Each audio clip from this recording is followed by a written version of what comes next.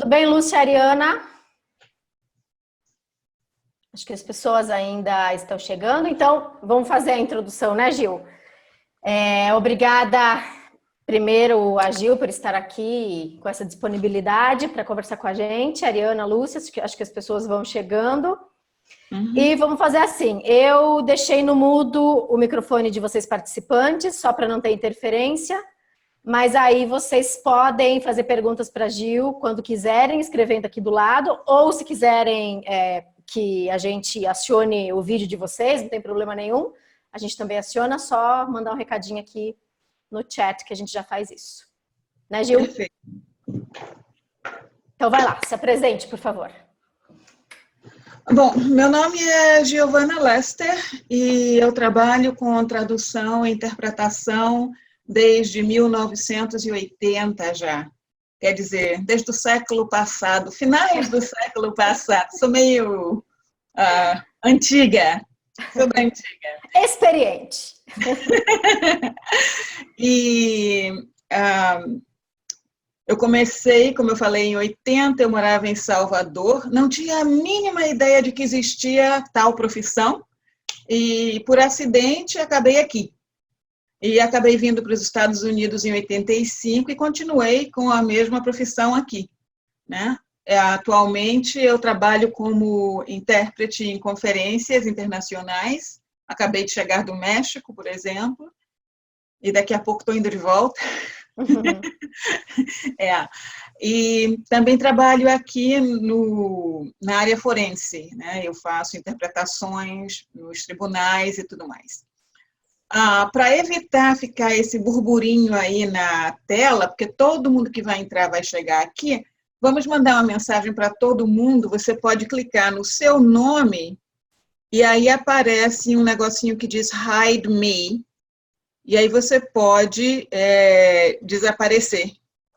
Eu acho que eu consigo fazer isso. Consegui. Ok. Acho que eu consegui. Consegui. Okay. Então só aparecemos nós duas, e aí quem tiver chegando e tiver perguntas, vai colocando aqui no chat. Vai lá. Exato. Perfeito. Pois é, então eu estou aqui desde 1985. Nesse meio período eu trabalhei como voluntária, né, em várias associações, entre elas a American Translators Association. E minha cara está muito escura, eu vou abrir a janela aqui para dar um pouco de luz. Com licença. Toda.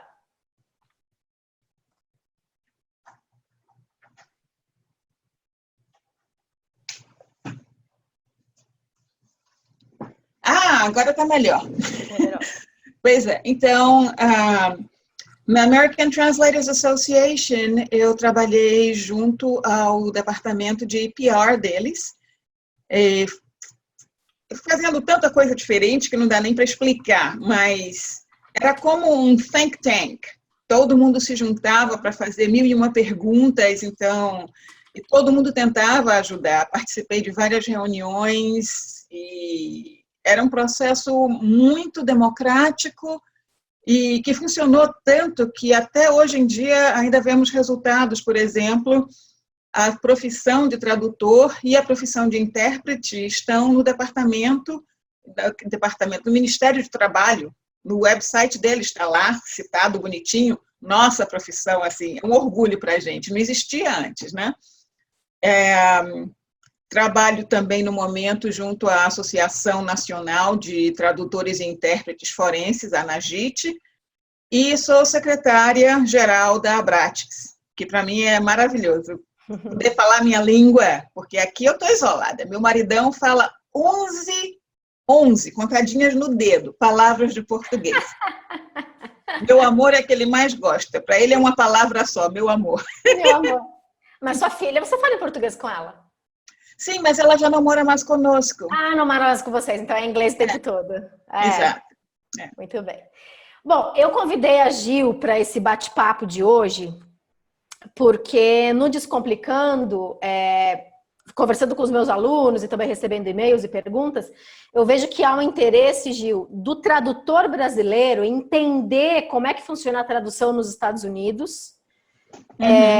Também vejo, vamos ser realistas, né? Gente dizendo, ganho só tantos centavos por palavra, queria trabalhar para uma agência americana, europeia, o que quer que seja. Então, eu acho que seria muito legal você compartilhar essa experiência em loco que você tem, de agências, de clientes diretos, de interpretação.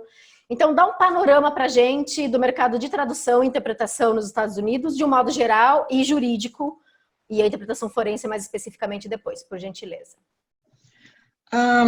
Perfeito. O mercado é tão complexo quanto o país, e é basicamente a mesma situação que vocês têm aí no Brasil, porque as agências contratam as pessoas e querem pagar o mínimo possível para fazer o máximo de lucro. As pessoas não estão treinadas para entender que elas realmente têm um negócio, elas são presidentes de sua empresa, elas não se veem assim. Muita gente ainda vê tradução e interpretação como um bico. É um bico e um dia eu chego lá, sabe? Eu estou, como se diz, cobrindo despesas extras, quando não deveria ser assim. Nós somos profissionais. E é um trabalho que nós estamos fazendo já há décadas para tentar conscientizar as pessoas disso. E é muito compartimentalizado aqui, no sentido de que os intérpretes de língua de sinais, eles têm suas próprias regras, eles estão regulamentados pelo American with Disabilities Act, que é a lei dos incapacitados. E isso lhes dá muitas vantagens sobre nós que trabalhamos com línguas faladas, porque os nossos serviços não são considerados um apoio aos incapacitados, se bem que deveria ser. Mas que tipo de vantagem eles têm? Eles têm que ser certificados. Se eles não forem certificados, não apresentarem certificação, eles não podem trabalhar. Porque eles são certificados, eles têm um tipo de sindicato e existe uma tarifa mínima de pagamento. Eles são treinados como intérpretes em geral. E depois que eles recebem esse treinamento como intérpretes, é que eles vão receber o treinamento especializado em determinadas áreas. Direito, cirurgia cardíaca, não é saúde, não. É cirurgia cardíaca, e etc, etc, etc. Bem definido.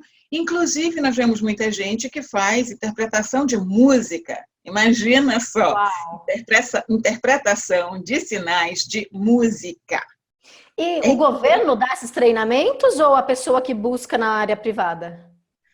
O governo não dá o treinamento. O que acontece é que o governo criou através do que eles chamam aqui de Title VI. A tradução literal é título 6, mas seria como a seção 6 dos direitos humanos de 1964, da Lei dos Direitos Humanos de 64. Então, eles criaram esse Title VI, que é mais ou menos contra... é um processo antidiscriminação, é uma lei antidiscriminação, né? E com isso, eles colocaram lá que as pessoas não poderiam ser discriminadas quanto à origem, e aí eles interpretaram isso como significar a incapacidade de se comunicar em inglês. Certo? Dentro do ADA, que é o American with Disabilities Act, a lei para tratamento dos incapacitados, né, como lidar com os incapacitados, eles estabeleceram certas obrigações. Né? Então, se você está lidando com um incapacitado, servindo um incapacitado, você tem que fazer determinadas coisas, influencia até a arquitetura de prédios. As portas têm que ter certas dimensões, as privadas, né, as sentinas têm que ser certo tamanho, as pias têm que ser como é que se diz, colocadas, né, de determinada forma, e isso também fala, como é que se diz, se estende a como as pessoas são tratadas no seu dia a dia pelos órgãos em geral, hospitais, tribunais, tudo que você imaginar, até o banco, né? E para nós, falantes de línguas faladas, né, que lidamos com línguas faladas, nós não somos tratados da mesma forma. Não existe nenhuma regulamentação que diz, a nível federal, que nós temos que obrigatoriamente dar os serviços de interpretação para as pessoas que não têm o domínio do idioma inglês, ou que não compreendem o inglês jurídico. Isso não existe, né? Então, isso cria uma diferença muito grande nos benefícios que eles têm e que nós não temos, né? Uhum. E, por exemplo, nem todos os estados americanos são parte do que eles chamavam antes de o consortium, que é o serviço que cuida dos tribunais aqui. Esse consórcio, né, que agora chama-se National Center for State Courts, o Centro Nacional para Tribunais Estaduais, ele resolveu criar um grupo, juntou alguns estados que já tinham um processo de certificação para intérpretes, e eles começaram a colaborar entre si. Uhum. Isso foi em 70 e alguma coisa, não tem tanto tempo assim não, né? Eles começaram a colaborar entre si para criar um processo, mas cada estado tem o seu próprio processo, né? Uhum. Oi, Renata! Bom, aí, né, alguns estados não só aceitaram participar, como também aceitaram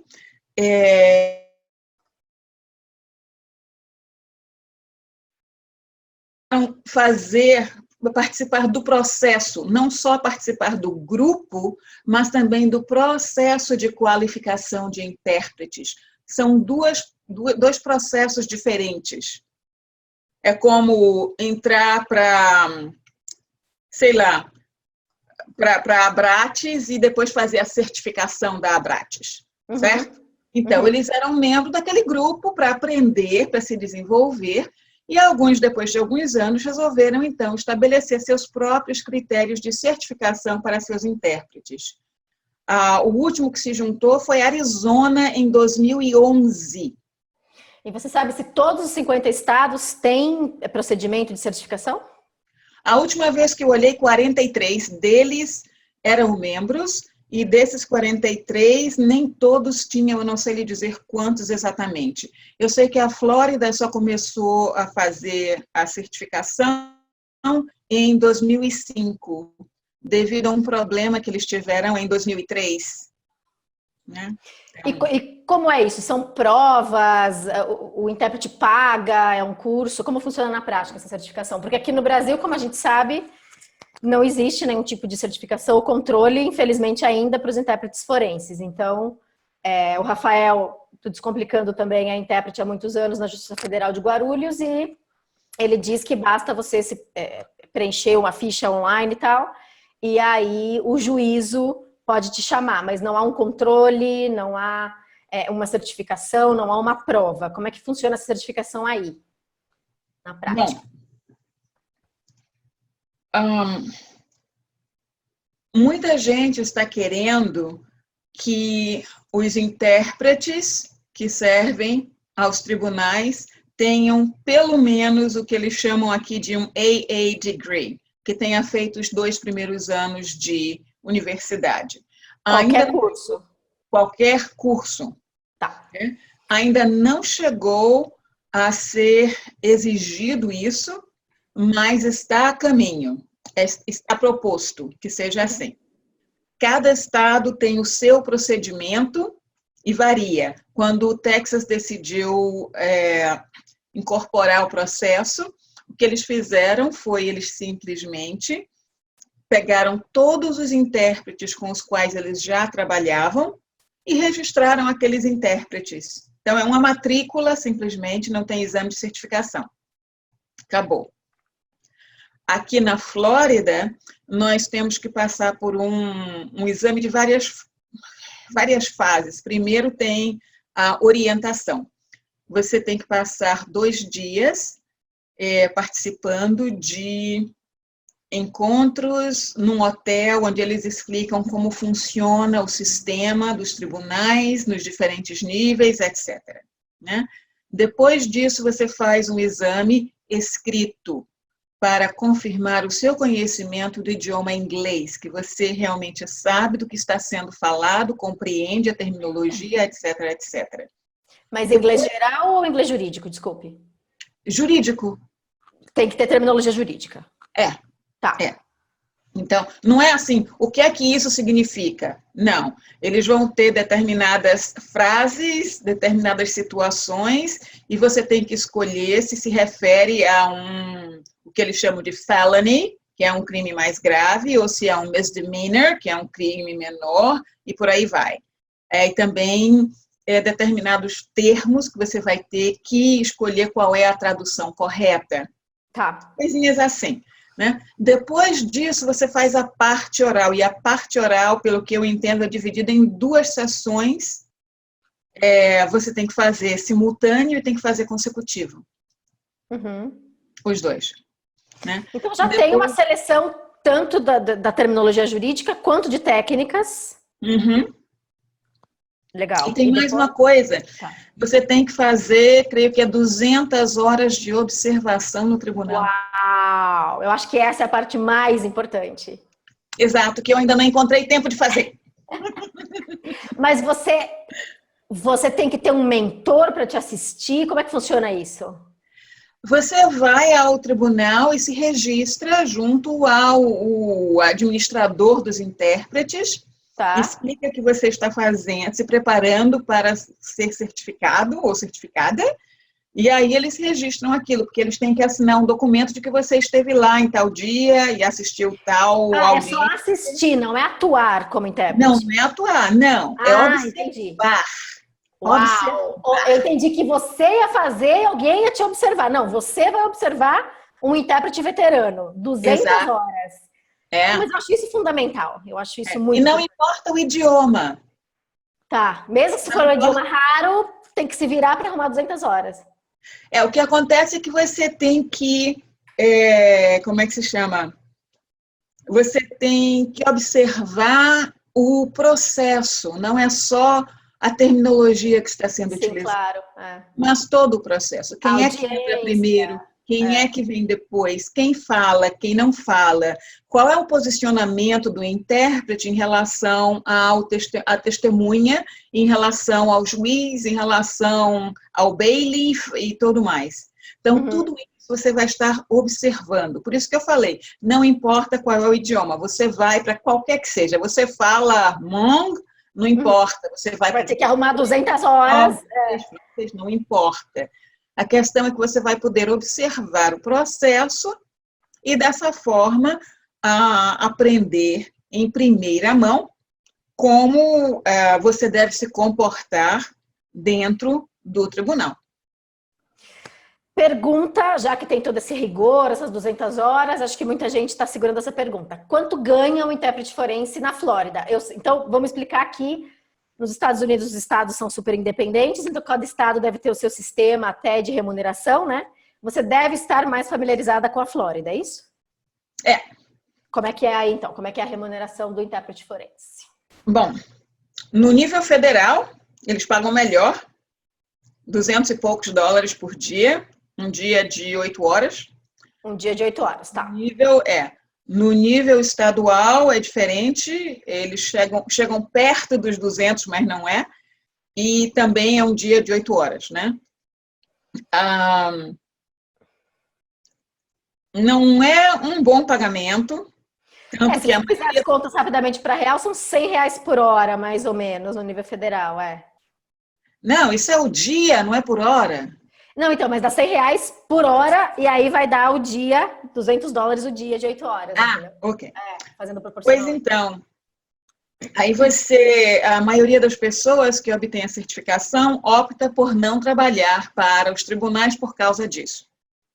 E tem certas coisinhas, tipo assim, você vai hoje de manhã para um interrogatório ou uma audiência e são 2 horas e a pessoa cancelou.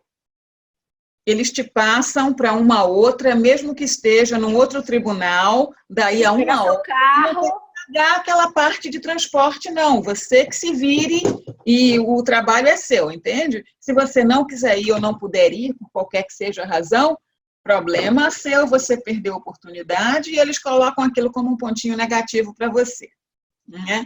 Então, como eu falei, a maioria das pessoas opta por trabalhar independentemente. Então, eles trabalham para as agências e trabalham também para o que eles chamam de Court Reporting Agencies, or Offices. Court Reporting Offices, que são as agências que contratam as estenógrafas que trabalham no tribunal.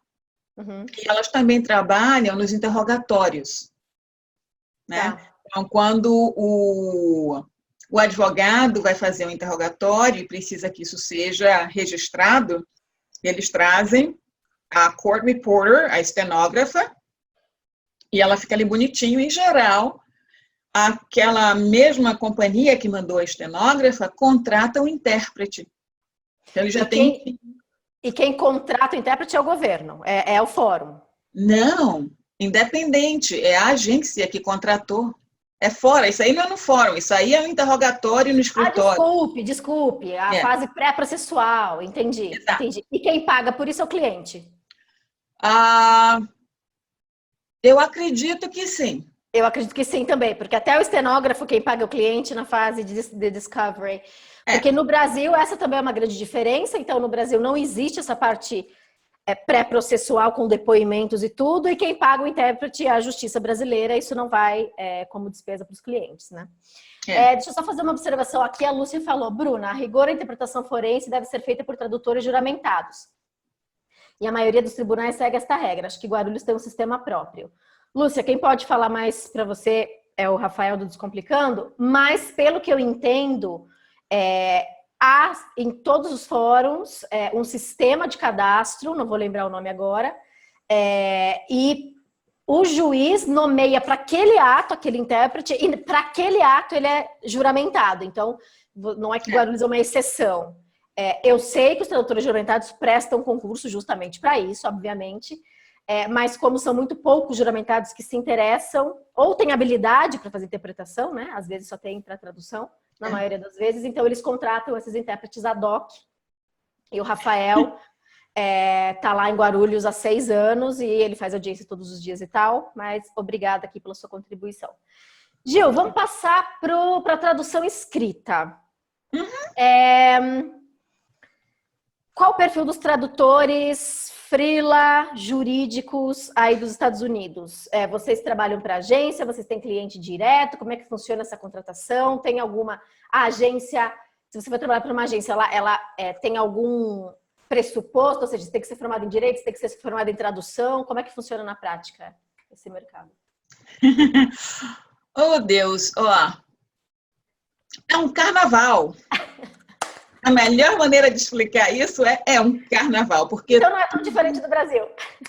Tudo vai. Então, tem agências que se especializam em determinados mercados, só trabalham com coisas de medicina, outras que só trabalham com farmácia, né? Há outras que só trabalham na parte educacional, documentos acadêmicos, mais nada. Outras que têm advogados, alguns que não passaram na prova daqui no Bar Exam, e que são bilíngues e começaram a fazer tradução e são tradutores e trabalham nisso. Outros advogados optaram por não trabalhar com direito e sim trabalhar na área de direito como advogados ou como intérpretes, né? Perdoem. E eles fazem isso. Muita gente tem especializações. Tem pessoa que só trabalha com romance medieval francês. Do século, não sei das quantas. Acabou? E eu sou quase que como Maria vai com as outras, de uma certa forma, mas não é exatamente isso, é porque eu comecei minha tradução, como eu falei, sem ter ideia de que existia uma profissão. né? E aí fui experimentando. Acabei trabalhando por mais de 15 anos como tradutora na parte de finanças, a parte de bancos, investimentos, e a partir daí entrou a parte de contratos. Então, juntou tudo. E porque o pessoal que tinha conta no banco tinha que assinar contratos, não falava o idioma, Gil vem quebra o galho, e aí foi. Né? Comecei a trabalhar com contratos. E aí o pessoal também precisava fazer a documentação deles aqui, documentação profissional, pessoal, e aí Gil ajuda aqui, lá vai a Gil. E eu já conhecia um pouco da terminologia por causa da minha formação familiar, né? Então, para mim não foi difícil me adaptar e fazer o trabalho. Depois, o meu marido trabalha na área de imóveis. Então, contratos da área de imóveis. Meu pai era arquiteto e engenheiro. Eu conhecia a terminologia de contratos, comecei a trabalhar junto com ele. E aí outras agências que trabalhavam no mesmo setor começaram a me contratar por causa da experiência que eu já tinha. Né? Eu tenho uma formação em patologia clínica. É segundo grau. Eu sou.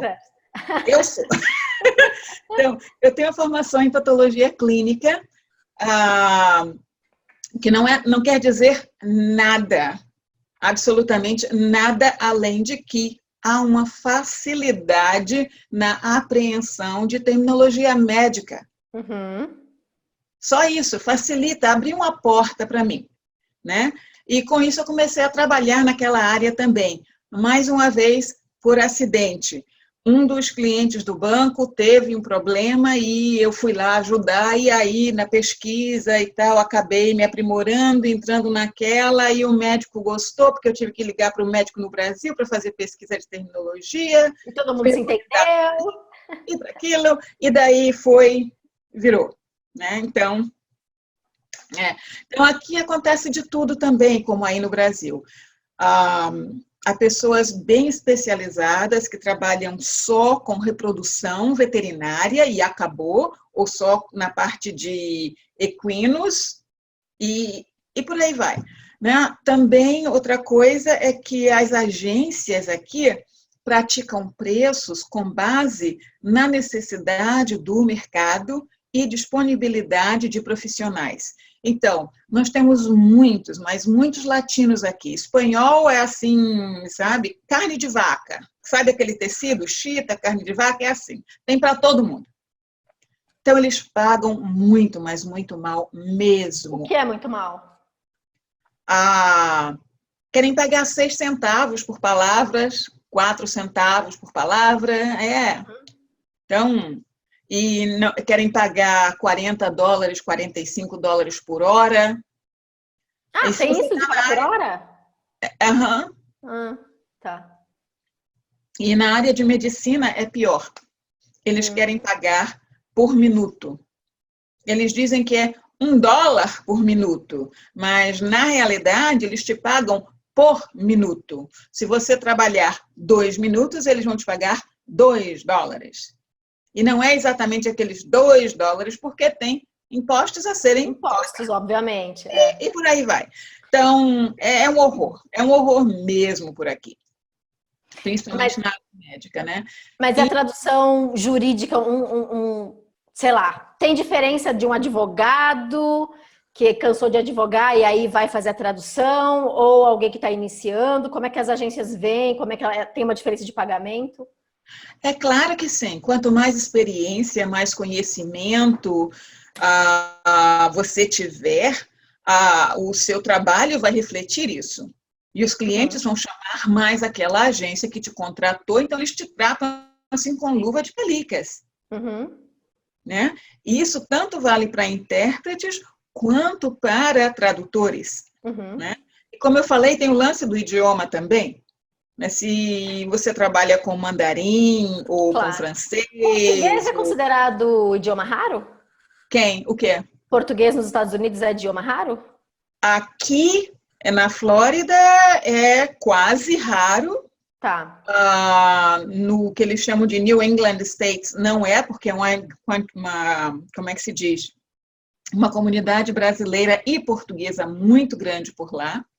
Está, na verdade, perdendo esse status aqui na Flórida pelo enxame de brasileiros, a invasão brasileira aqui, né? Então, está perdendo o status. Então, você acha que vocês, tradutores e intérpretes de português, vão ganhar menos ao longo do tempo? Com certeza absoluta. É uma coisa cíclica. Por exemplo, quando eu vim para cá, me pagavam 25 centavos por palavra. 25 centavos de dólar a palavra? É. Uau! E não foi eu que pedi, me pagavam isso. Foi a oferta que eu recebi, meu primeiro trabalho aqui. Então, são de R$1 por palavra, tá? Mas o real de hoje, né? O real de hoje. Certo. Então, né, nos anos 80, isso era 6 centavos por palavra que eles estavam pagando. Não era 25, era 6. Agora está subindo de novo. A média para o português está entre 10 e 20. Está caindo aí, a depender da experiência da pessoa, a depender do que seja, o documento. Se você está falando de agência ou cliente direto? Se você está trabalhando com agência ou com cliente direto. Se é com cliente direto, você cobra mais. Se é com agência, você cobra menos, né? Claro. Porque tem que ter aquela almofadinha, que é o lucro. O lucro da agência, obviamente. Exato. E o que me perguntam também é o seguinte, eu tenho alguns alunos assim, Bruna, eu sou formada em Direito, trabalho como diretora jurídica, eu trabalho em escritório há muito tempo, mas é uma vida muito estressante, estou pensando em ser tradutora jurídica e tal. E, obviamente, para o Brasil, os Estados Unidos, as agências americanas pagam muito mais do que eles ganhariam aqui.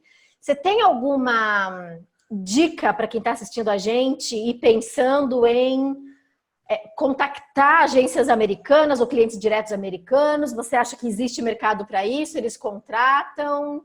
Como é que você acha que pode ser esse contato, pela sua experiência?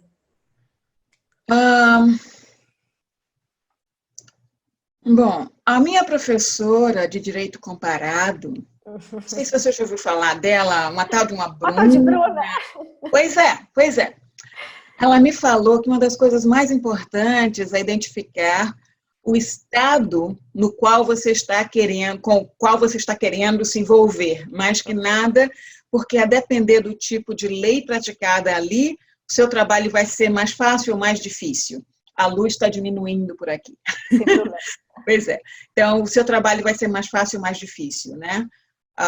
E a terminologia vai ser muito diferente. Quem tem o Marcílio sabe muito bem, porque ele comenta muito sobre isso. Na Louisiana, o terminologia, Boston, que tal terminologia. Desculpa, deixa eu matar o telefone, que está brigando aqui.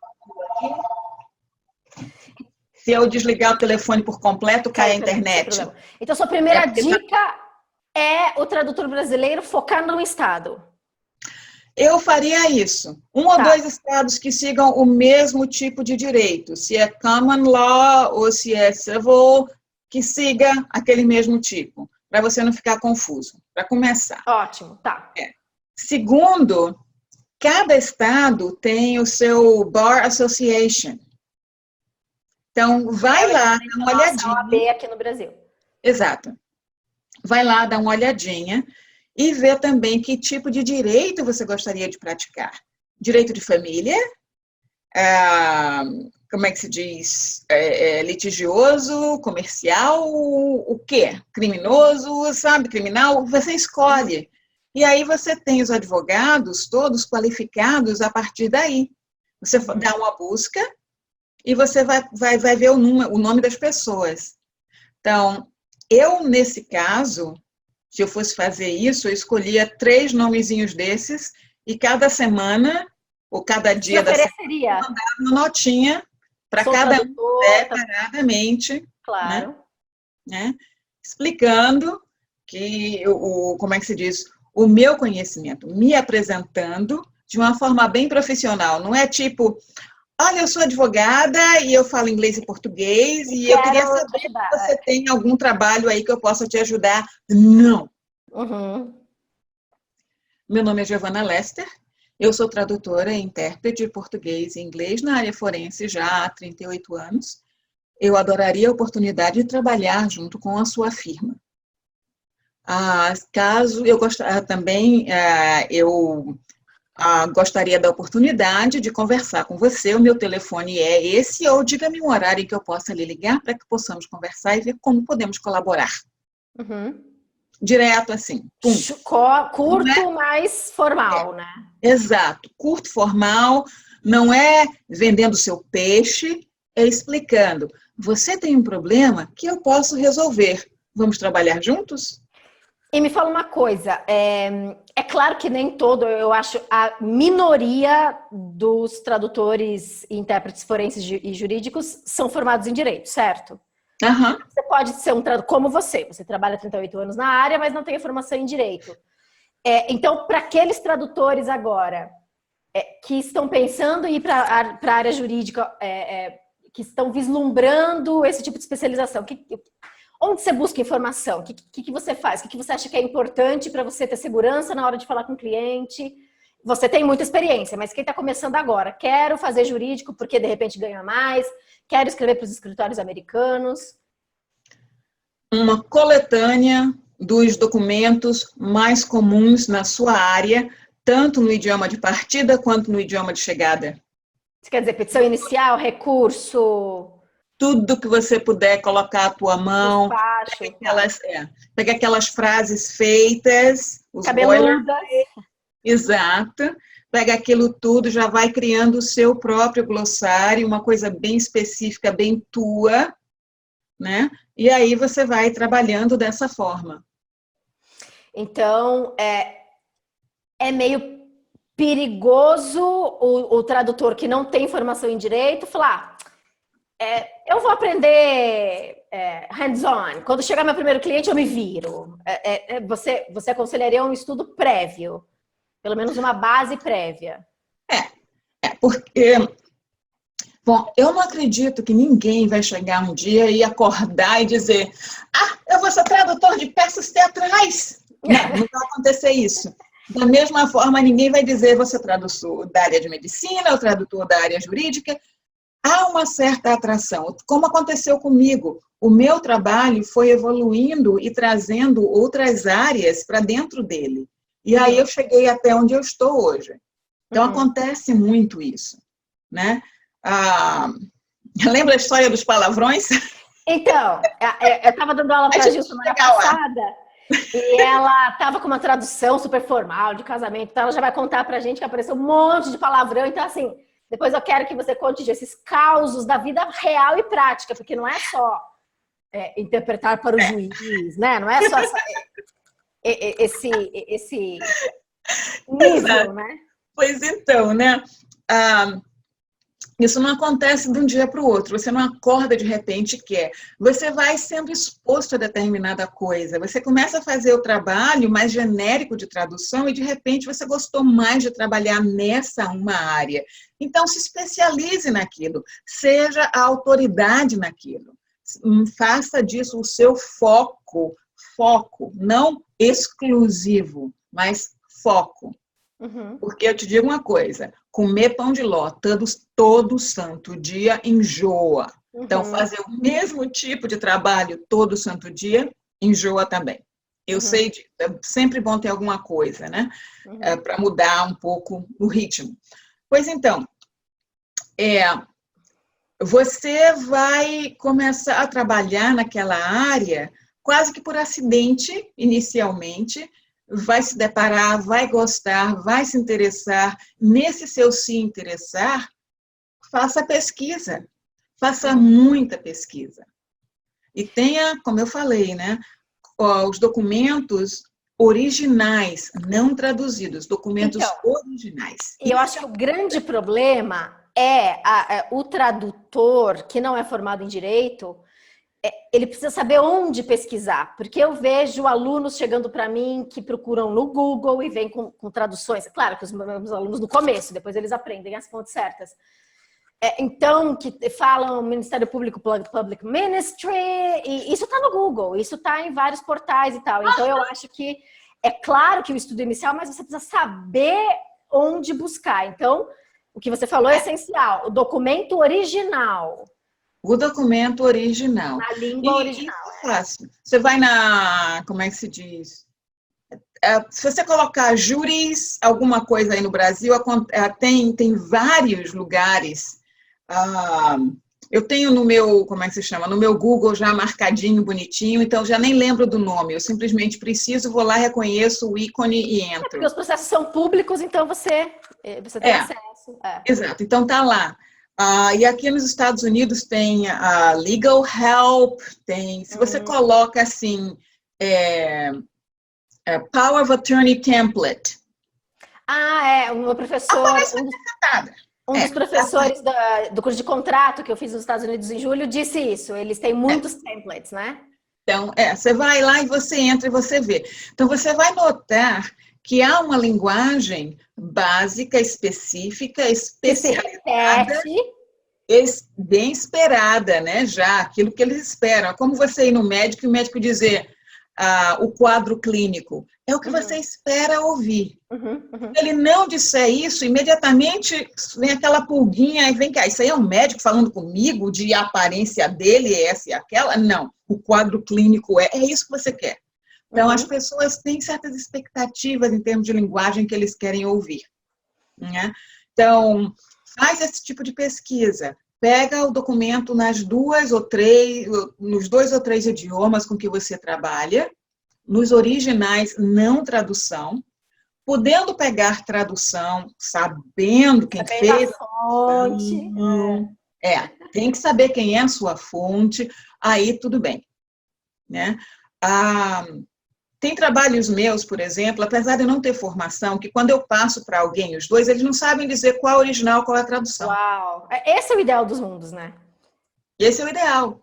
E vê se faz sentido o que eu vou te falar. Eu não sou tradutora de formação, não trabalho como tradutora, mas eu vislumbraria o seguinte caminho. Pegaria algumas peças em inglês, estudaria, faria uma tradução e enviaria para um amigo advogado, nem para ele comparar, para assim, tá natural? Assim, tem alguma coisa que grita aos seus ouvidos? Porque, por exemplo, agora não é de tradução, mas é de pronúncia. Eu lembro que eu dei aula para vocês, para a sua turma e para todas as outras turmas que não são formadas em Direito, e vocês reagiram, nossa, não é caput, é caput, a pronúncia, né? Então, numa interpretação, se você está num grupo de advogados e o intérprete fala caput, dói aos ouvidos. Então, eu acho que faça uma primeira tradução e mande para um advogado. Se ele falar, nossa, mas isso não existe, essa colocação a gente não fala. Eu acho que aí você vai também se podando, né? Exato. Se polindo, melhor dizendo, né? Polindo, é melhor. Pois então, a minha sugestão, então, seria essa. É uma coisa que te atrai, e isso se aplica não só à área jurídica, mas em tudo, qualquer que seja a área que você goste. Moda, cosmetologia, pegue material original, vá nos sites. Eu odeio quando eu vou fazer pesquisa e eu me deparo com sites brasileiros que, na verdade, tem conteúdo que é tradução de site americano e é uma tradução de má qualidade, repetindo 1000 terminologias em inglês desnecessariamente. Doem aos ouvidos, que não são naturais. Exato. Eu penso, se a minha avó fosse ler isso, ela entenderia? Eu sempre penso isso também. Se minha avó ouvisse, se minha avó me pedisse para explicar isso, do jeito que eu estou explicando, ela entenderia? Eu acho que é um bom parâmetro. E vê se você concorda comigo na sua experiência. A Renata está sem áudio. Ela já pegou o áudio? Nossa, não ouvi isso. Onde você estava escrito aqui, Renata, estou sem áudio. Só se ela escreveu só para você. Ela já saiu. Ela ainda está lá, então ela deve estar. Mas aí ela acho que é do lado dela. Mas isso faz um tempinho que ela colocou, então... Só se ela escreveu só para você. Deixa eu ver aqui. Ok. está ouvindo. Em último caso, a gente está gravando também, né? Perfeito. Gravação. Desculpa. Imagina, então, é claro que a tradução médica tem suas peculiaridades, a tradução de moda, a tradução de engenharia e tal, mas a tradução jurídica a gente tem que lembrar que tem mais um elemento que é, na tradução médica, nose é nariz, head é cabeça, e na tradução jurídica, motion não é moção. Então, é isso que o Descomplicando faz também, né? Ensinar o tradutor. É claro que a gente não traduz todos os termos do planeta, mas ensinar o tradutor que existe direito comparado, que existem leis, regulamentos, conceitos que existem numa língua e não existem na outra. E eu acho que essa é a parte mais difícil para vocês, tradutores jurídicos. Então, por exemplo, né, o latrocínio. Não existe uma palavra para falar do latrocínio em inglês, porque o conceito de latrocínio não existe. Então, primeiro você tem que saber, você como tradutor do português para o inglês, você tem que saber o que é latrocínio em português, no direito brasileiro, entender um pouquinho do direito ou americano, ou inglês, ou canadense, para onde você está traduzindo, e para conseguir chegar numa explicação, numa nota de rodapé, alguma coisa assim. Você, com essa experiência sua, concorda comigo? É isso mesmo na vida real? Coisas simples como, por exemplo, a Lei Maria da Penha. Não existe nada que se compare aqui. Tudo que eles consideram crime na Lei Maria da Penha, aqui não é considerado crime. E é crime comum, né? Não existe uma lei do marido batendo na esposa, de um modo bem geral dizendo. O battery acabou, morreu aí. Battery, que é agressão e pronto, Então, como é que você traduziria a Lei Maria da Penha? Oi? Como é que você traduziria a Lei Maria da Penha? Maria da Penha Law? E aí você explicaria? Sim. Normalmente vem com uma explicação do lado. E depois só a Maria da Penha... Exato. Tá. Anti-domestic violence law, em parênteses, né? Eu também, precisa, porque senão Maria da... Who is Maria da Penha or whatever, né? Exato. Você falou na palestra online que você deu para o Direct, quem não assistiu, daqui a pouquinho vai poder comprar a palestra da Gil. Você falou sobre uma experiência sua como intérprete forense, que você falou que foi muito peculiar. Como é que é a história? Me relembra, por favor. O cliente chegou, aí o cliente estava assim, aí o advogado interpretou como uma educação. Então, a Gil tratou nessa palestra sobre a intermediação cultural, que é o papel do intérprete, mas também do tradutor. Então, conta pra gente, numa experiência jurídica, como é que foi esse caos. Bom, primeiro uma parte. Esse tipo de assessoria cultural não é feita no tribunal. Isso é antes, quando você está preparando a testemunha. Fase pré-processual, tá. Exato, porque no tribunal você é uma voz única e simplesmente, mais nada. Sua função é interpretar, traduzir, morreu aí, você não interfere. Só se for necessário dizer, por favor, repita, aí você vai. O intérprete gostaria de pedir a repetição do que foi dito. Tudo bem. Mas, de qualquer forma, o que aconteceu foi que o meu cliente era um homem alto, do Nordeste do Brasil, que não é muito comum. Verdade. Não é muito comum. E ele entrou na sala para falar com o advogado dele, eu cheguei do lado, e o advogado dele era mais baixo do que ele. Então, quando ele se sentou, ele estava com os olhos acima do nível dos olhos do advogado, então ele imediatamente se encolheu na cadeira. E o advogado tomou aquilo como um sinal de culpa. Ele estava com tanta vergonha de ser culpado que ele estava querendo desaparecer. Foi isso que o advogado interpretou. Essa foi a interpretação do advogado. Quando não era, uma questão de humildade, única e simplesmente. E foi até automático, né? Eu vou ficar no nível dele, né? Pois é. Então, esse foi um exemplo que fez com que eu tive que interferir depois, né? Tive a oportunidade de falar com o advogado, o meu cliente saiu da sala por um momento, e o advogado chegou para mim, e aí foi que eu descobri, e disse, mas esse cara é tão culpado, mas tão culpado, que ele não consegue nem me olhar nos olhos, olha como ele está... Aí que você descobriu. Foi aí que eu descobri. Né? E o outro foi uma cliente que já há 5 meses estava tratando do caso dela, E quando ela soube que ia ter que participar do interrogatório, que no caso, né, ela estava traduzindo como depoimento, era o Notice of Deposition que ela recebeu. O Notice of Deposition, e quando ela soube que ela obrigatoriamente teria que ir, ela entrou em pânico e começou a chorar. E aí eu pedi ao advogado que explicasse para ela como é que era o processo, porque ela ainda não sabia como era o processo nos Estados Unidos, que é mais ou menos como estamos fazendo aqui agora. Uhum. Né? Perguntas e respostas. O processo é muito mais simples, Muito mais informal e menos agressivo. Só existe a agressividade se houver, na verdade, um crime. E se já tiver sido estabelecido a culpa de alguém na cabeça de um dos advogados. Mas, normalmente, é assim, eles têm dois grupos de peças de um quebra-cabeça e eles estão querendo, então, acomodá-las, criar uma imagem. Um lado tem essas peças, o outro lado tem essas peças. O interrogatório é o momento em que esse cara vai descobrir quais são as peças que estão aqui. Uhum. Ele não vai revelar as deles, mas vai descobrir quais estão aqui. Uhum. E dessa forma eles vão poder criar a imagem completa. Mas você só soube, você só conseguiu orientar a sua cliente para ela parar de chorar porque você conhece de um modo geral e básico o procedimento brasileiro e o procedimento americano.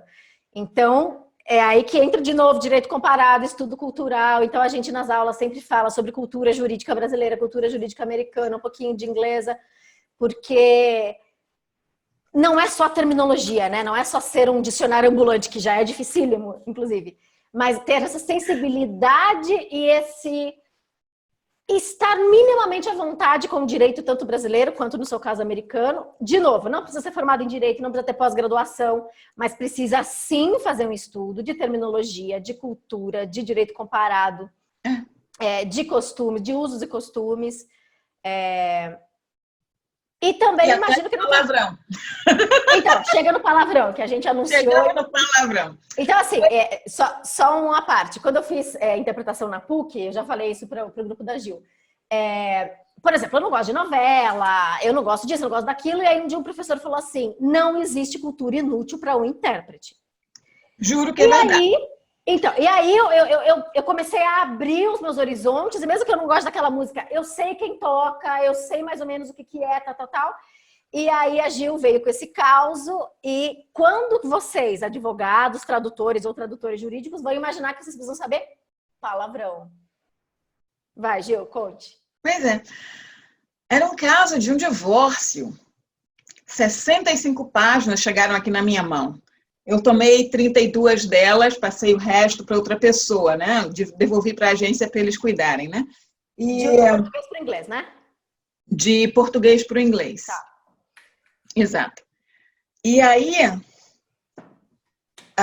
eles estavam relatando um diálogo que aconteceu na casa da autora, da vítima, no caso, né? E o rapaz entrou lá e estava soltando cada palavrão, e estava tudo escrito assim, por completo, preto no branco, ali no papel.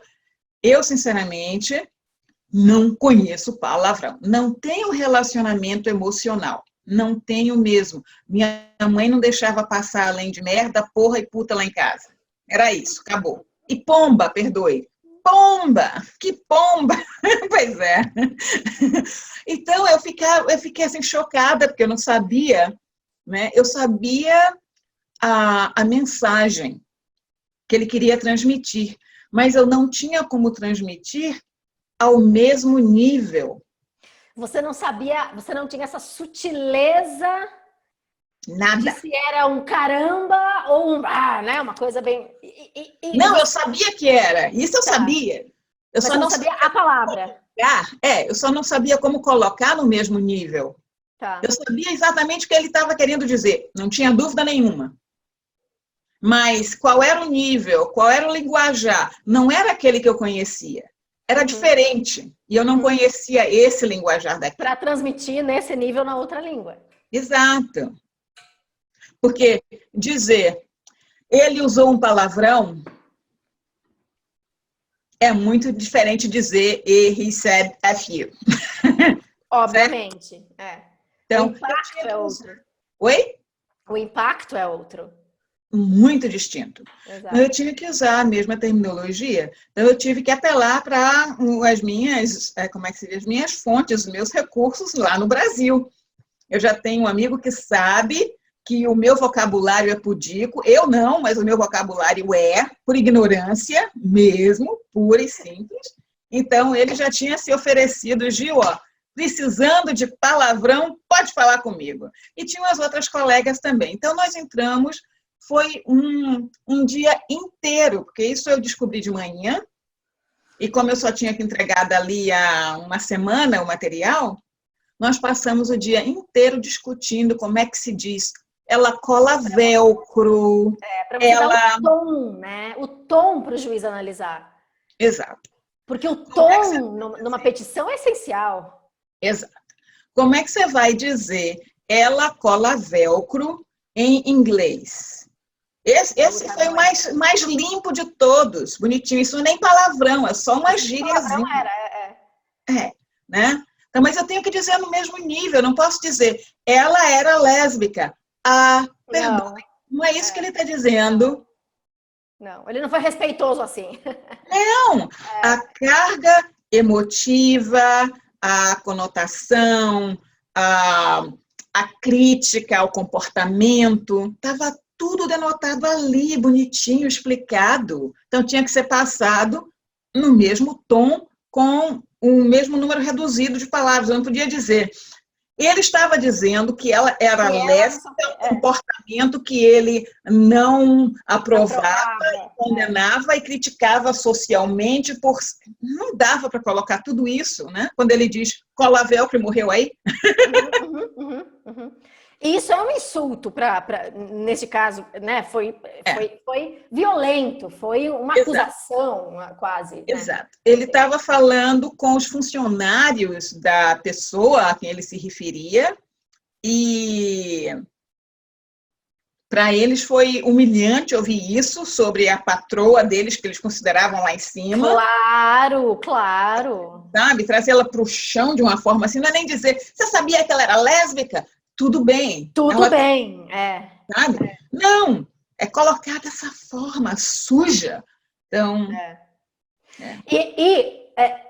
do ponto de vista do juiz, que depois vai ler toda essa documentação, essas petições, é importante para o juiz entender o tom que esse homem usou com essa mulher. Exato. Então, se você floreia muito, como, por exemplo, né, na interpretação de conferências, onde eu sou formada, a gente embeleza o discurso, a gente deixa mais não resumido, mas mais conciso, mais formal. Não! Então, na área jurídica, o Rafael também tem várias histórias para contar da interpretação forense, que é super literal, quase ipsis literis.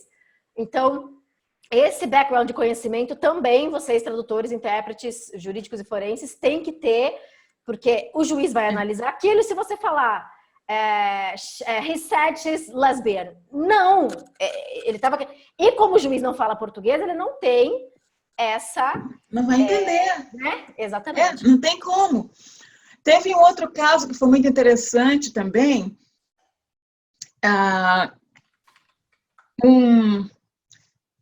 Eu tive que fazer a tradução de uma fita, fiz a transcrição e a tradução de uma fita em que alguém estava falando também de uma forma muito desrespeitosa, acusadora e também negativa e agressiva sobre algumas pessoas, né?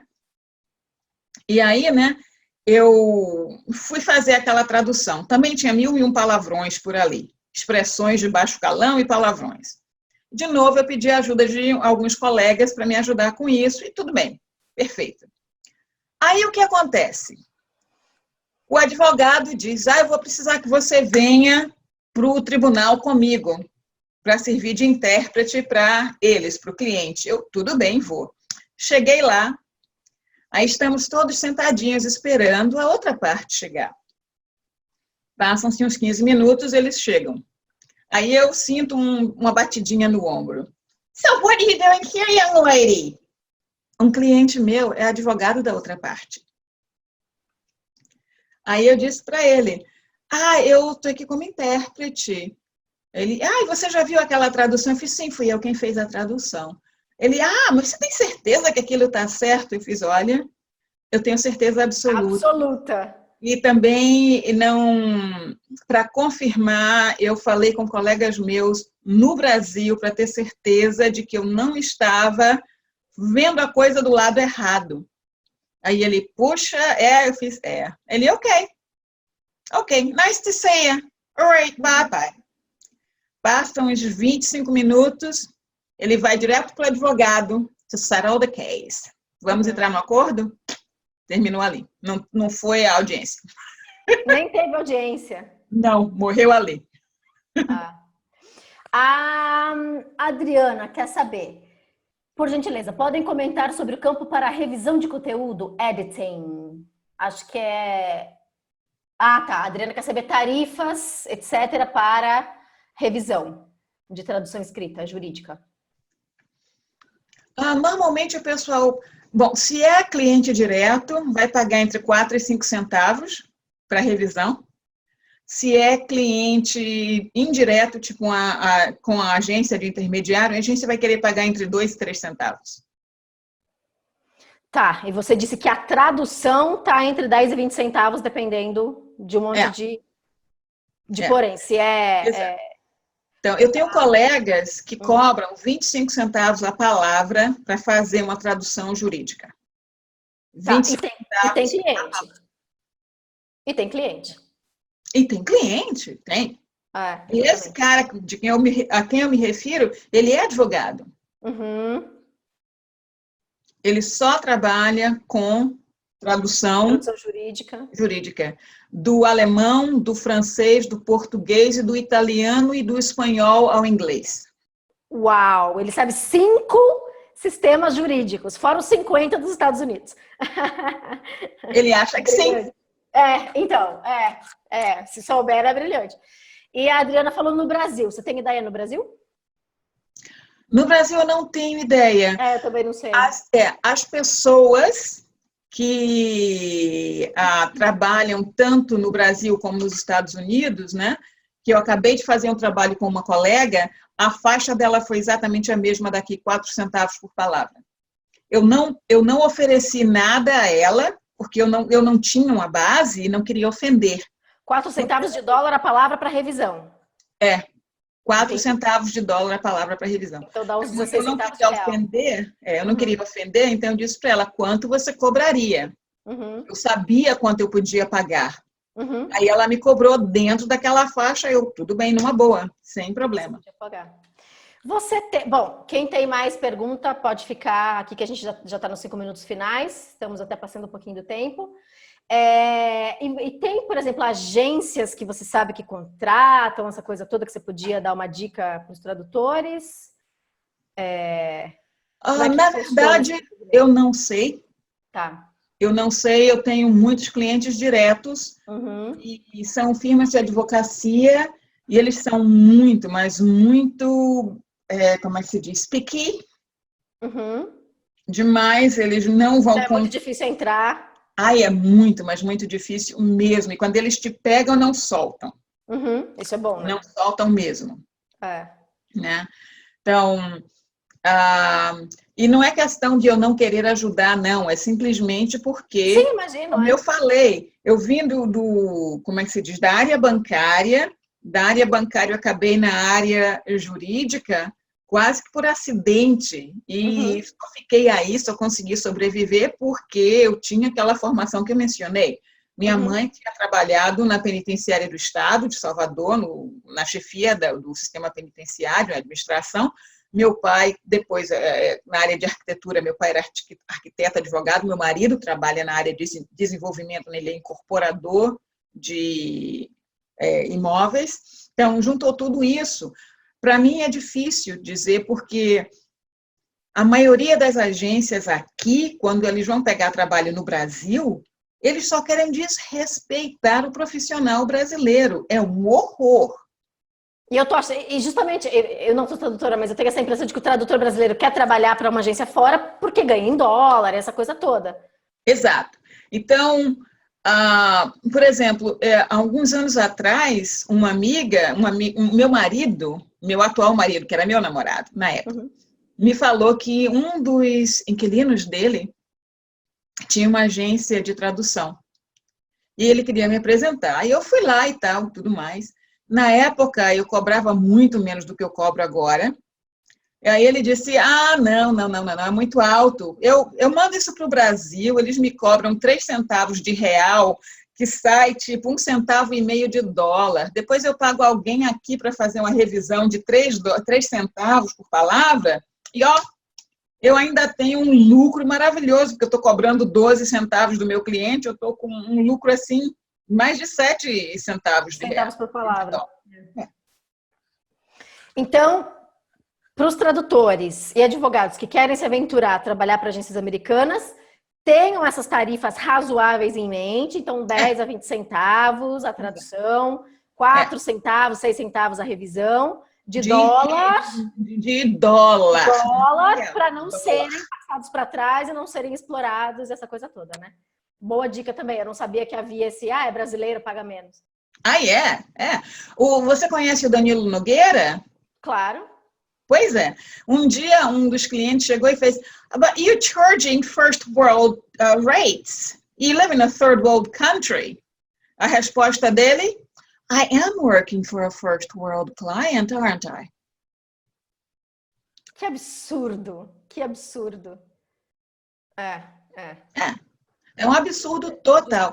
Então, né, qualquer que seja a sua linha de tradução, qualquer que você seja, médico, seja a arquitetura, a engenharia, a culinária, o que seja, procure entidades que trabalham naquela área, procure associações referentes àquela área. Como eu falei na área jurídica, vá ao Bar Association do estado que te interessa. E procure a lista dos advogados que estão dentro daquela área de interesse teu. Divórcio, perfeito. Vai lá, procura quem é que trabalha com divórcio. E pronto. E mande uma cartinha, um e-mail para eles, bonitinho. Apresente-se de forma concisa, direta, não é eu estou aqui para pedir um emprego. Não. Eu estou aqui para oferecer uma solução para um possível problema seu. Acabou. Exatamente. É assim que você se apresenta. Né? Em qualquer que seja a situação, é dessa forma que você se apresenta. Você é a solução de um problema. Pronto. E aí, eles têm que tomar a decisão se vão adiante ou se não vão adiante. Se você tiver amostras de trabalho, por favor, não mais que um parágrafo, legal, idioma de partida, idioma de chegada. Páginas, né? Não. Idioma de partida, idioma de chegada. I have attached a sample paragraph for you to see the quality of my work. Perfect. That's it. E daí vocês podem seguir a conversa depois, ter mais exemplos e tararararará, numa boa. Mas o importante é esse ponto de não pedir, não implorar, não se apresentar como uma pessoa necessitada. Ao contrário. No mesmo nível, né? Se colocar no mesmo nível. Você é a CEO da sua empresa. Tá? Ariana Allegro Translation Services. Nayade Rufino Translation Services. Renata Machado Interpreting. Lúcia Interpreting Services. O que seja. Interpreting by Lúcia. I don't care. Você é a presidente da sua empresa e é nesse nível que você se apresenta. Muito bem. Ótimo. Vou deixar aqui, quem tiver mais perguntas para mim, o meu e-mail do Descomplicando, descomplicandoij.com. Gil, quer deixar seu e-mail? Sim, Gil,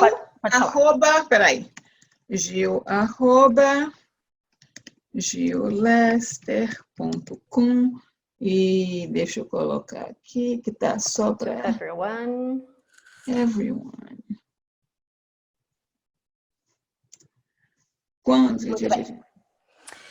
Contra, existe campo para revisão daqui para texto em inglês no mercado brasileiro? Ok, digamos que eu faço uma tradução de um texto do português e mando para o Brasil, para alguém revisar o inglês, seria muito difícil mesmo. Tá. Muito difícil, o pessoal ainda está com um gosto muito amargo na boca do que aconteceu nos anos 90, quando houve aquele boom da internet, aquela explosão incrível, e todo mundo estava mandando o trabalho para o Brasil, o trabalho chegava aqui, tinha que ser jogado fora. Jura? Juro. Que Tinha que ser feio. jogado fora. Né? Ela disse feito no Brasil para revisar o inglês. Você está querendo dizer, o tradutor brasileiro faz uma revisão e manda para os Estados Unidos para fazer uma... Desculpa, o tradutor brasileiro faz uma tradução e manda para os Estados Unidos para fazer revisão, Adriana, é isso? Vai ver que é por isso... Ariana, desculpa, Ariana. Vai ver que é por isso que a gente ficou com a fama de ganhar menos, né? Ok. Sim, isso acontece muito, Ariana. Há muita gente que faz isso. E quando eles fazem isso, na verdade, eles fazem com uma... Como é que se diz? Com um tempo bastante extenso entre a data de entrega e da tradução e a data de entrega do projeto. Então, digamos, a tradução é entregue na terça-feira e o projeto só é entregue na quinta ou na sexta. Eles ficam com aqueles dias para fazer a revisão. Tá? É claro que isso não acontece com todo mundo, mas tem muito tradutor brasileiro bom por aí, de português para inglês, tem muito tradutor brasileiro bom. Acontece que o pessoal ficou com gosto ruim, porque todo mundo, quando surgiu a internet, né, todo mundo queria fazer trabalho mais barato, mandava para o Brasil, quando chegava aqui, não tinha. Não era nem revisão, tinha que retraduzir, né? Tinha que retraduzir. Era horrível. Eu recebi alguns e eu mandei de volta para a agência dizendo, desculpe, mas isso aqui é uma coisa que é ininteligível, não faz sentido. Ininteligível. Ininteligível. Para você ter uma ideia. Ainda temos tempo, não se preocupe, mas esse é um caso muito interessante. Uma das empresas de eletricidade aqui dos Estados Unidos, uma das maiores empresas nacionais de eletricidade, estava respondendo a uma nova lei criada pelo presidente George Bush II, que falava da responsabilidade fiduciária da administração das empresas. Depois do que aconteceu com aquela... Lehman Brothers? Hã? Com os Lehman Brothers? Não, uma empresa de energia, alguma coisa. Bom, esqueci o nome, mas teve uma empresa que criou situações fantasmas. Enron, isso mesmo. Enron, isso. Muito obrigada, Ariana. Então, depois da Enron, ele criou essa coisa de responsabilidade, porque os chefes da Enron, todo mundo saiu com seu dinheiro e os funcionários cifam. Então, ele criou isso, havia uma responsabilidade fiduciária. E essa empresa, então, fez um vídeo para apresentar aos funcionários, explicando como é que eles iam proceder dali adiante. Mas isso foi feito a nível de gerência, do presidente falando para a gerência e para o conselho administrativo e para os diretores dos departamentos. Não era para os trabalhadores da empresa, mas até o nível de chefes de departamento. O rapaz que fez a tradução, né, estava falando, pois é, meu. Pois é, meu. Assim. E quando eles falavam de... It was a good quarter. As instalações eram boas. It was a good quarter. As instalações eram boas. Aí tinha um que eu não esqueço, que é uma pérola linda, maravilhosamente horrível. Findings by a blue ribbon panel shows that. Eu imagino que saiu, mas vai. Findings by a blue ribbon panel show that. Ok. A descoberta de um painel em forma de fita azul. Essa foi a tradução. Isso foi tradução escrita ou interpretação? Era uma transcrição do vídeo. Transcrição. Então, eu tô achando que até interpretação, o intérprete ficou nervoso. Não! Teve tempo, teve dicionário, teve tudo. Meu Deus. Transcrição do vídeo. E teve mil e outras coisinhas. Quando me passaram o trabalho, eu disse para a moça, mas isso aqui é o trabalho final? Ela fez, sim, é o trabalho final, que já foi entregue ao cliente, e o cliente passou para o pessoal que ia fazer o voice-over, fazer a gravação sobre o vídeo. E eles se recusaram, porque ninguém fala desse jeito, nesse nível, usando esse tipo de ambiente, claro. Na área administrativa, meu, sabe? Então, eles mandaram de volta. Aí eu fui, aí tinha empresa, como é que se diz? Public company. Empresa pública. Isso é um clássico. Ao invés de empresa de capital aberto. Aberto, pelo amor de Deus. Pois é. Então, eu não só fiz a correção, como criei um glossário referencial. Muito bem. Porque eu sabia que o pessoal que estava fazendo o voice-over não era pessoal com conhecimento financeiro. Sim. Né? Então, eu fui explicando direitinho para ela, minha cliente, com quem eu já trabalhava há 12 anos. Não sei por que ela passou esse trabalho para ele. Né? Então, passei isso para ela. Eu estava no funeral do pai de uma amiga minha, quando eu recebo uma ligação dela. Eu estava a caminho para a recepção, recebo uma ligação dela. Os talentos, como eles chamam, os voice-overs, os talentos se recusam a gravar, diz que tem muito erro, que isso, que aquilo, outro. Perguntei a ela, olha, você por um acaso passou a minha ficha explicativa para o cliente? No, I didn't have time to do that. Aquela ficha explicativa teria resolvido todos os casos. Bom, eu estou num funeral agora, indo para a recepção. Eu tenho uma janela de 25 minutos. Peça ao seu cliente que, por favor, me chame. Ou, se você quiser, me dê o número dele.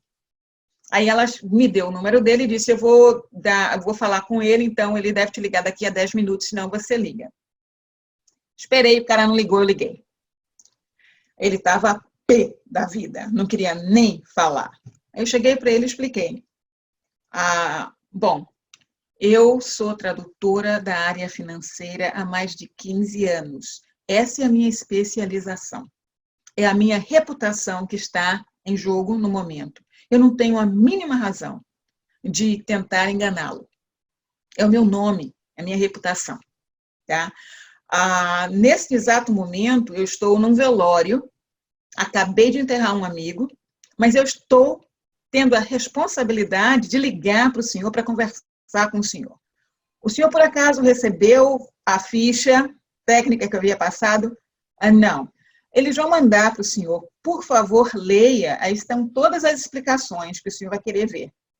E só mais uma pergunta. Como eu lhe falei, a minha especialidade há 15 anos é a área financeira. Alguém desses clientes, dessas pessoas que estão fazendo o voice-over, é tradutor? Algum deles trabalha especialmente na área financeira? Eu tenho mais de 6 anos, na época eu trabalhava no Banco do Brasil aqui, eu tenho mais de 6 anos na área de investimento de um banco internacional aqui nos Estados Unidos. Essa é a minha praia. Então, ele mandou o pessoal seguir adiante com o meu trabalho. Mas... Porque você se impôs e você confia no seu taco, não é? Claro! Mas tem que. Claro, se você não sabe quem você é, se você não tem certeza de que você pode meter a mão no fogo e não vai se queimar, não se meta no jogo. Não se meta no jogo. Concordo plenamente. Primeiro, você vai estar criando problemas para os outros, como o meu colega fez, né? Vai estar criando problemas para os outros. E são problemas não só de cunho financeiro, mas também vai afetar a confiança. Não, e consequências jurídicas. A empresa não se recuperou da perda daquele cliente. Não se recuperou mesmo da perda daquele cliente. Tá? E tem o seu nome, tem a sua reputação. Claro. E o Rafael contou, inclusive ele levou no direct o evento que a gente fez em São Paulo, que o Descomplicando fez em São Paulo, agora 1º de setembro, ele levou um réu que ficou, só para fechar aqui, que ficou 7 meses, não sei se você chegou a ver essa gravação, Gil, ficou 7 meses preso por causa de um erro do intérprete. Então, quando a gente fala de tradução e interpretação jurídica, eu colocaria no mesmo nível da médica. Imagina que você está numa cirurgia e fala um instrumento errado. É assim, você tá na frente do juiz, fala um termo errado ou entende uma coisa errada e o cara fica 7 meses na cadeia. E depois foi inocentado, ele foi liberado e tal. O marido de uma cliente minha ficou na cadeia por 3 dias, porque aqui em Miami, eles acham que português e inglês é o mesmo idioma. Meu Deus. Ela tinha problemas com o transtorno bipolar, esqueceu de tomar o remédio, teve um problema, o marido a acalmou, mas até ele conseguir acalmá-la, ela havia chamado já a polícia. Quando a polícia chegou, o policial cubano foi falar com ela e ela disse, não, meu marido me pegou, me acalmou e tá tudo bem, não se preocupe, moço, desculpe. Bom, pegar no Brasil é pegar, né? Pegar em espanhol é pegar. Bofetada, murro. Então já viu, o rapaz... Rendeu 3 dias na cadeia. 3 dias na cadeia. Quando eu cheguei lá, que eu soube que ela havia falado com alguém que falava espanhol, imediatamente perguntei, não tinha ninguém que falasse português? Não. Ele falava espanhol e ele me entendeu. Uhum. Pensando comigo, me entendeu bonitinho, direitinho, tanto que seu marido... na cadeia. Aí eu cheguei e expliquei para o advogado exatamente o que tinha acontecido. Ele baixou a cabeça e fez, I don't believe it. Really? Ok. Aí ele foi, e antes de qualquer coisa começar, ele pediu para falar com a juíza, aí ele explicou a situação, aí a juíza não podia ouvir nada, né? Aí ela chegou e fez, Madam Interpreter, could you please give me your credentials? Aí eu expliquei quem eu era, aí ela... So, are you 100% sure about what you just stated with regards to the word, what is it again? Pegar?